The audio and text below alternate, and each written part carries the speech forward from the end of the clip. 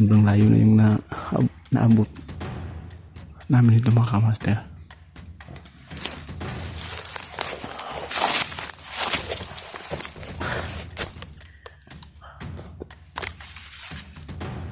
Yung mga damit namin, kapapalit lang namin ng mga damit kasi basa na yung mga damit namin.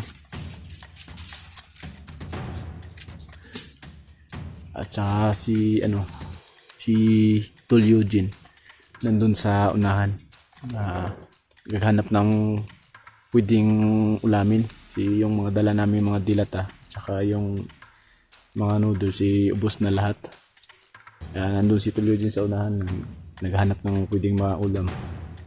Tsaka sorry mga kamaster, medyo sama yung pakiramdam ko kasi ilang araw na kami naglalakad, wala pang ganong tulog, yung mga damit namin basa. Medyo may tayo ngayon, kunting lagnat. Problema kami, wala ultimo gamot, wala. Nandun sa unahan din. So yun mga kamaster, parang iba yung napasukan naming daan. Kasi yung nung naalala nyo nung may hinabol kami, saka bago kami nagkita ni misteryosong tao, yun, di ba nasabi namin maghanap kami ng pwede namin pag-usapan na hindi masyadong maingay. Pero dito kami napunta.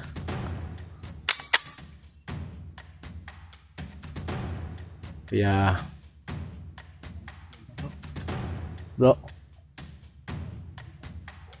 bro, si Eugene napasa unahan gulay. So yung mga master, wala na kasi kaming ulam yung bigas namin nabasa pa ng ulan, kaya hindi namin alam kung hanggang kailan kami dito. Yung kasi yung problema namin dito mga master, pinuntak ni Eugene yung tao na nagkontak din sa kanya, kaya nga kami nandito sa bundok ngayon. Yung tao kasi na nagkontak sa kanya na gustong sumurrender na para magpatulong ng magbagong buhay niya, yun lang yung namin, kasi si Eugene lang yung nakaalam sa lahat kasi si Eugene yung may kontak doon. Sabi ni Eugene, nakontak naman daw niya yung tao na yun. Kaso sa kagitnaan ng paglalakbay namin, yun nga, nakita namin si misteryoso na hinabol. Siya pala yung hinabol. At saka dun sa nangyaring habulan, dun kami medyo lumihis sa daan na sinabi nung tao na may kontak kay Eugene. Kaya hindi kami nakapagpatuloy ng paglakbay kasi dahil sa nangyari na habulan doon sa sapa na maliit. Doon namin nakita si misteryosong tao na hindi namin akalain. Wala kami doon sa daan na sinabi ng tao na doon kami dapat dadaan sana. Kaya ito kami ngayon. Si Eugene doon naghahanap din ng pagkain na maulam. Kaya hindi namin siguro alam kung hanggang kailan kami makakarating doon sa sinasabi na lugar ng tao na yun. Kasi sa totoo lang mga master, si Eugene lang yung may contact doon. Si Eugene lang yung nakakalam sa lugar talaga. Pero kahit si Eugene nalilito na rin, kasi tulad ng nasabi ko kanina na naalala niyo yung hinabol kami, nawala kami doon sa nawala kami doon sa lugar, sa daan kung saan yung sinabi ng tao sa kanya. Dito kami napadpad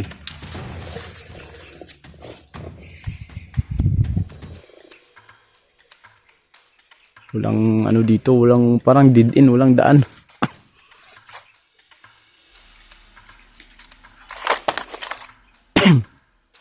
Excuse me. Medyo iba talaga yung pakiramdam ko mga master. Mainit yung yung singaw ng mata. Wala kaming gamot. Naghanap-hanap na lang kami ng mga pwede naming gawing gamot dito sa gubat. Kahit paano mapaibsan yung nararamdaman namin mga sakit.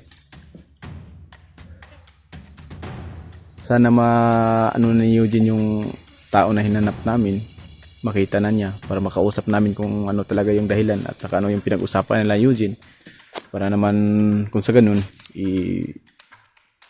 may isagawa na kagad yung mga plano kung ano mas makapabuti sa tao na yun, para naman hindi na magtagal yung mga sitwasyon namin dito, kasi medyo may sakit na kami, para wala nang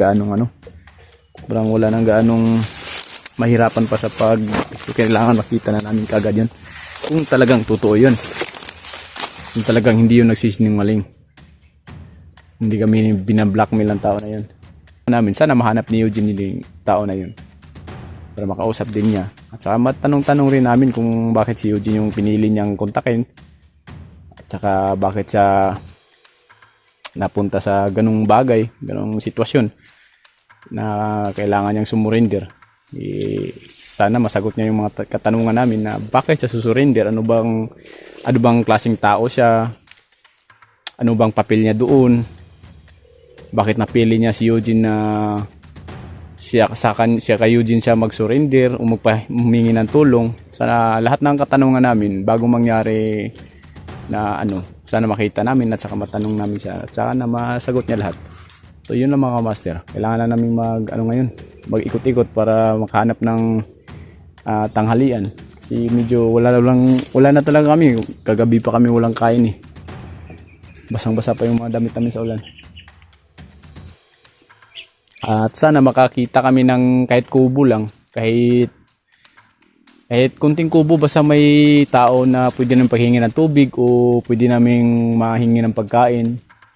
Sana may maanuhan kami dito, madaanan na kubo. O kahit hingi tayo ng kunting tubig, bro. O kahit Ano na yung kahit lamunan. maano tayo ng mga kunting, baka may nagtanim ng mga gulay, maanuhan namin. Di baka may tao ganun, manghingi na rin kami. Saan ba si Eugene? Hindi pa nakabalik si Eugene? Sabi niya yung mga daw siya na gulay daw. Si Eugene mga master ay nandyan sa likuran lang. May sa bagay, may baril naman yun. Tara na. So mga master, move tayo. Kasi medyo paano talaga yung ulan.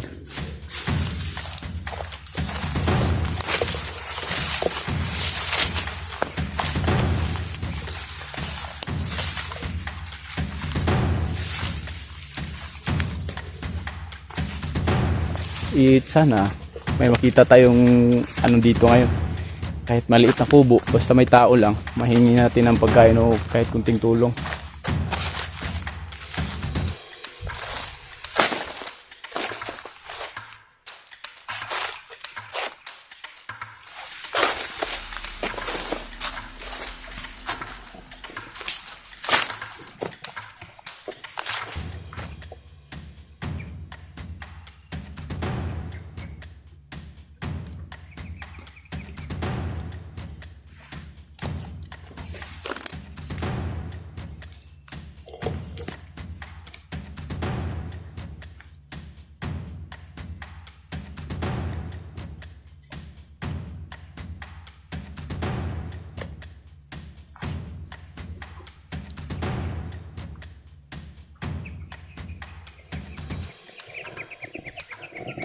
Ang ganda ng view dito mga master. Sarap. Medyo maliwalas yung hangin. Masyadong tahimik. Kaso, yung sobrang tahimik parang hindi ko gusto kasi kadalasan kasi yung sobrang tahimik medyo malalim . Para bang may nag-aamba lagi na panganib. Saan kayo pumunta si Eugene, Tol! Eugene! Ay, gulay na, Tol!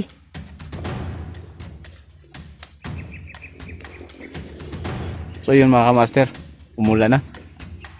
At saka may nadinig tayong parang mga busis doon sa unahan, baka may bahay doon. Makapasilong na rin at saka makapanghingi ng tubig kasi ubos na yung mga tubig namin. Yung mga ano namin dala sa bag, wala na, paubos na, wala na kaming ulam. Kaya sana makakita tayo ng bahay dyan sa unahan kasi narinig namin parang may mga bata. Sana makahingi tayo ng konting tulong o kahit tubig lang. So yun mga kamaster, palabas na po kami. Si yun yung nakita na namin kanina doon. Pabalik na rin sa kanyang pinagdinaanan niya kanina, kaya dito na rin kami palabas. Brad, may nakita kong usok dyan, Brad ba? Ano? Ha? Hawak na talaga. Wag ka ba doon sa alo dyan? Baka iba yan man dyan. Baka hindi yan sibilyan. Buti pa, ano natin, gapangin natin. Panos talos. Sige mga master.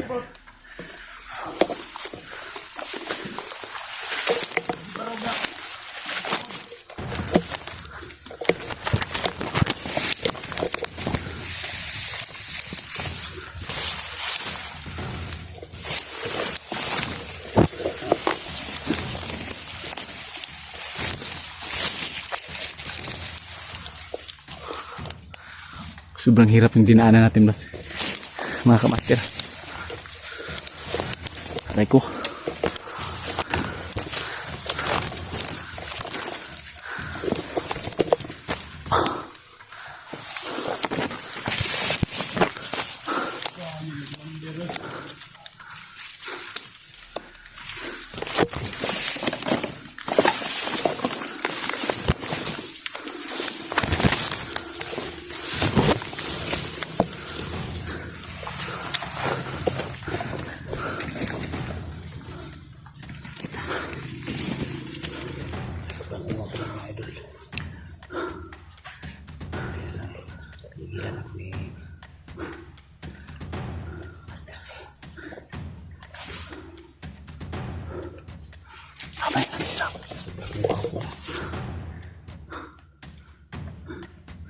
Nakita yan mga master.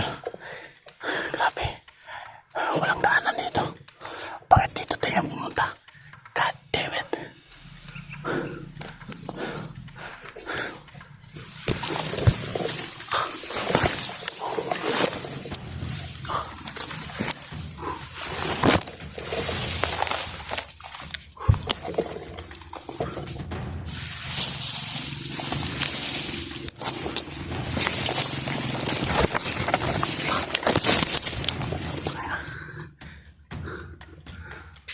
Pasukan namin.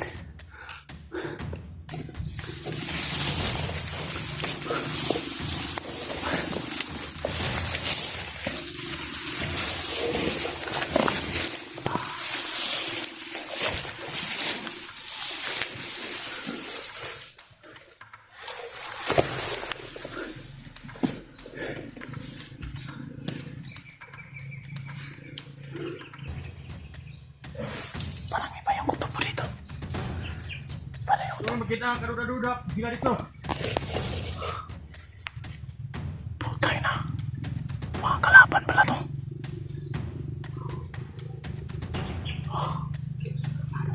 Mga kilos ang armado.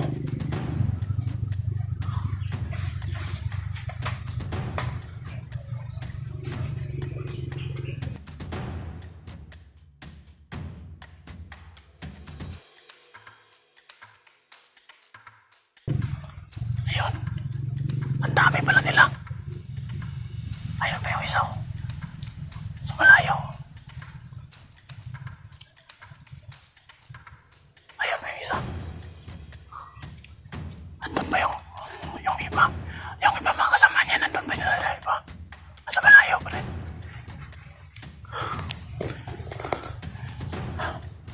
Yan mga kamaster. Muntik na sana si serious yung tao kasi padalos-dalos siya. Sana mangingi sana siya ng tubig. Kaso iba yung namin. Nadata namin dito. Parang kung ng kilosan.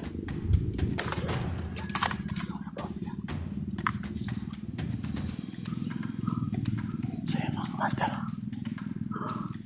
Nandito kami sa ilalim ng mga. Sobrang haba ng rin nila. Putay na si Eugene. Saan kayo si Eugene?